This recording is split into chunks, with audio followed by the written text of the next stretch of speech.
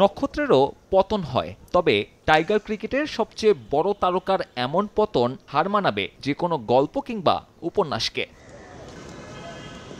আন্তর্জাতিকে ৭০০ উইকেটের মালিক, ১৭ বছরের ক্রিকেটের ক্যারিয়ার শেষে নিষিদ্ধ হলেন অবৈধ বোলিং অ্যাকশনের কারণে। তাও একবার না, ইংল্যান্ডের পর ভারতের পরীক্ষাগারেও ব্যর্থ সাকিব।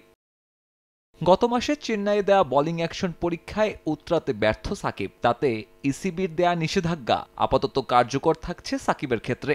যদিও সুযোগ আছে তৃতীয়বারের মতো পরীক্ষা দেবার, তবে তা দেয়ার আগে অনেক হিসেব নিকেশ সাবেক বিশ্বসেরা অলরাউন্ডারের সামনে।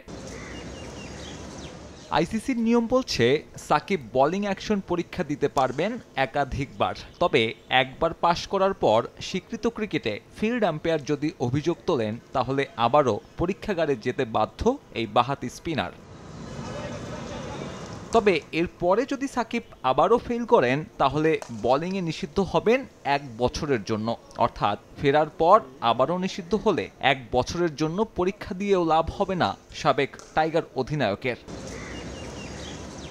আপাতত সাকিব স্রেফ ব্যাটার হিসেবে চালিয়ে যেতে পারবেন যে কোনো ধরনের ক্রিকেট, পারবেন করতে বোলিংটাও, তবে সেটা শুধুমাত্র বাংলাদেশের ঘরোয়া ক্রিকেটে।